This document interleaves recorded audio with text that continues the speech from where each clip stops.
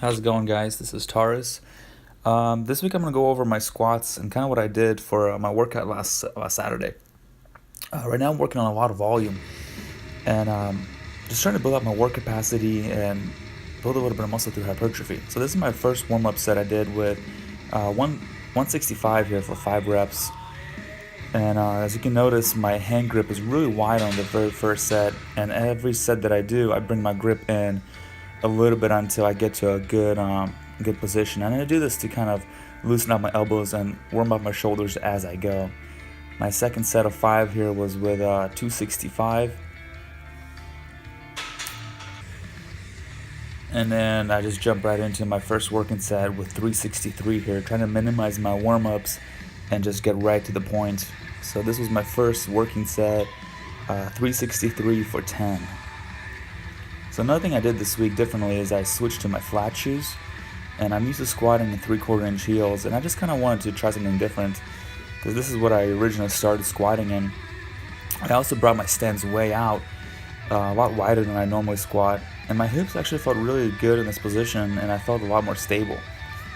For the longest time I couldn't squat that way because my hips were just hurting, but since I backed off the weight and just started doing a lot of volume, my joints feel amazing, no issues in my hips. So really I can rework my form again without bothering my hips. The depth was a little bit off, a few of these reps were a little bit high, and it's a little bit harder to hit depth in flat shoes than it is with heels. But it just takes a little bit of getting used to it. It's not a major issue, especially with weight this light. I'm sure if I put 500 pounds in the bar, it'll be much easier to hit depth since I've never really had an issue with hitting depth at a meet. I'm also doing these beltless too, just to strengthen my back, strengthen my core. I want to try to go beltless for as long as I can until I feel like I absolutely have to put it on. And this is a good tool to use. You don't want to just throw all the gear on. This far out of a meet, it's good to train without a belt, just as raw as you can, build up raw strength. And as you get closer to the meet, the weight gets heavier. Then you can slowly add on gear. Put a belt on, make it tighter, etc.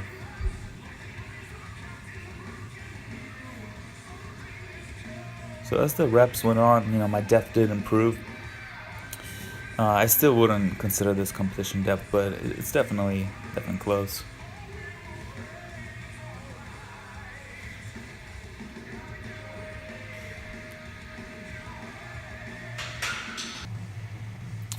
So after I finished my squats, I did 3 sets of 10. I did some safety squat bar pauses. I really like doing these for building stability, control, just kind of focus on the cues that I need to do, sitting back on the heels, etc. And this bar in particular really pitches you forward more so than a normal safety squat bar. So really taxing your upper back, kind of much like a front squat. And I did 3 sets of 5 with these. I just recorded 2 sets. The goal here is pause the bottom, try to be as tight as you can, and then explode up as fast as possible. So another thing that I do as well, as you can see, as soon as I shoot out of the hole, I shoot my hips forward and under the bar. It's a very subtle motion, but this allows me to stay upright and finish the move with my quads. So at the bottom, it's all hips, glutes, and as soon as I shoot out of the hole, I finish with my quads by spreading my knees out and shooting my hips forward.